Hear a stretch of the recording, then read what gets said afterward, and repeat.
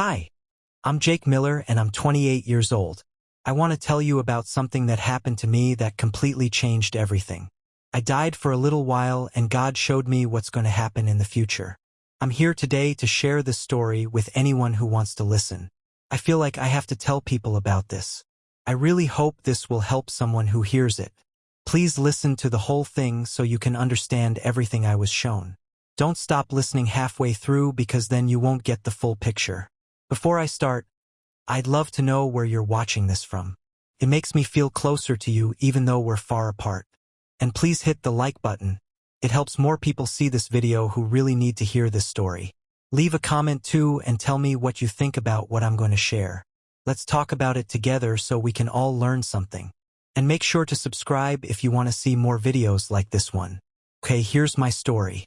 I was in the military as a sergeant. I went to fight in 2 different wars in hot desert places where sand got into everything and the heat was so bad it felt like it wanted to hurt you. Back then, I wasn't really a person who went to church or prayed much. Sure, I believe God was real somewhere in my head, but I thought religion was just for army chaplains and old grandmothers. What I really trusted was my gun, my training, and making sure my team stayed safe. That's what mattered to me. We were doing a normal patrol on a Tuesday morning. Nothing unusual was happening. It was just another day of driving around, checking roads and watching out for bad guys. The sun was already super hot even though it wasn't even 9 in the morning yet.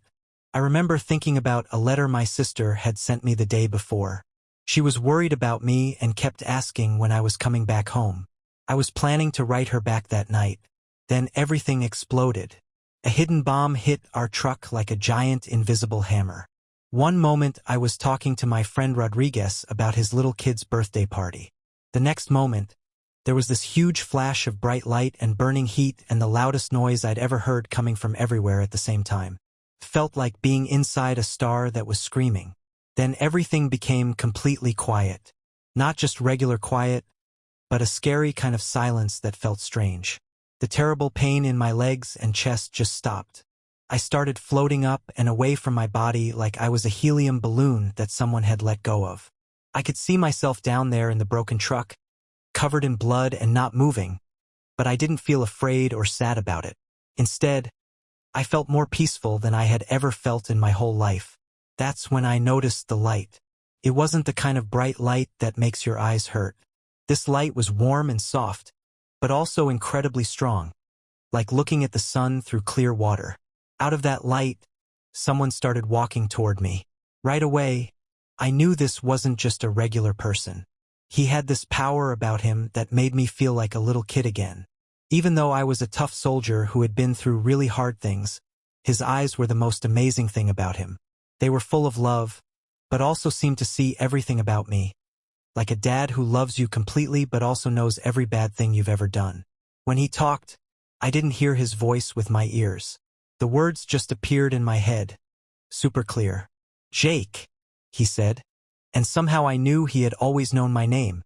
"You have fought in human battles. Now you need to see the battle that will happen before everything ends." The peaceful light around us started to go away, and suddenly I was floating way up above the earth. I could see everything spread out below me like I was looking down from outer space. But what I saw wasn't pretty. It was the most scary thing I had ever seen. The whole world was fighting a war. But not the kind of war with clear good guys and bad guys wearing different uniforms and following rules. This was complete craziness. Total desperate madness. I watched cities that I knew get completely destroyed by nuclear bombs that lit up like tiny suns. The sky was black with smoke and full of flying machines I had never seen before, like giant metal bugs swarming everywhere. The oceans were filled with warships shooting at each other, making the water turn red. But the worst part wasn't the explosions or the broken buildings. It was seeing all the people. Families running through streets with nowhere safe to go. Little kids crying for their parents who were never coming back. People fighting each other over tiny bits of food while everything around them burned down. The fear was so thick I could almost feel it in my mouth.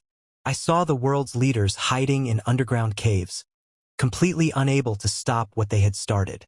I watched whole countries just fall apart, not because enemy armies beat them, but because people were starving and getting sick and turning against their own neighbors. It was like World War III, but way worse than any war from history books. This was the end of everything we knew. The fighting was mean and brutal in ways that made my war experience look like kids playing games. I had seen real combat up close, but this was different. This was people completely destroying each other from the inside out.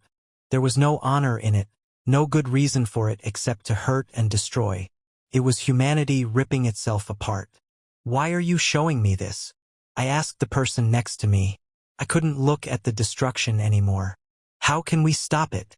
His face looked sad but strong. "This is what happens when people completely turn away from God. The countdown has already begun. But this isn't the end of the whole story." As he spoke, what I was seeing below us started to change. Just when it looked like there was absolutely no hope left anywhere, when the world had hit rock bottom and couldn't get any worse, something incredible happened. The sky itself started to rip open like someone was tearing apart a huge curtain. All the fighting stopped immediately. Every gun went silent. Every person everywhere looked up at the sky.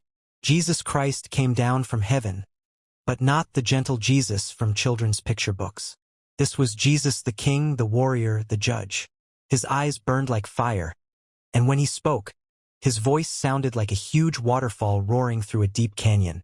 Behind him came an army of angels that made every military force on earth look like toy soldiers. With just one word, just one single word, he started to end the war and set up his kingdom. The fear that had covered the world like a heavy blanket started to go away. Hope began to come back to faces that had forgotten what hope even looked like. "This," the person said to me, "is the only way the war really ends.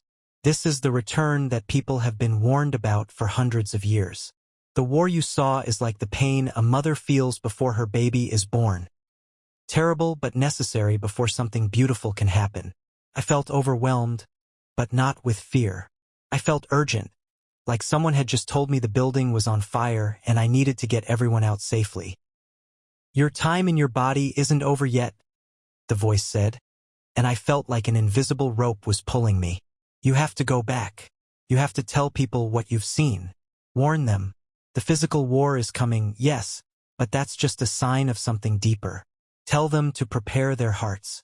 Tell them to find safety not in underground shelters or governments, but in me. My return is both their warning and their only hope." The pulling got stronger and stronger until I felt like I was being yanked backward at the speed of light. Then I woke up. The first thing I smelled was cleaning chemicals and blood. I was on a stretcher inside a medical helicopter, and there were doctors working on me, talking fast and checking machines. When I tried to sit up, they gently pushed me back down. "Sergeant Miller, you need to stay calm," one of them said. She was young, maybe 22 years old, with nice eyes behind her glasses. "You're going to be okay. You've been unconscious for 3 days." I tried to talk, but my throat felt like sandpaper. When I finally got words out, they came rushing out all at once. "I have to tell everyone," I whispered. "The war is coming. He's coming back. We have to get ready."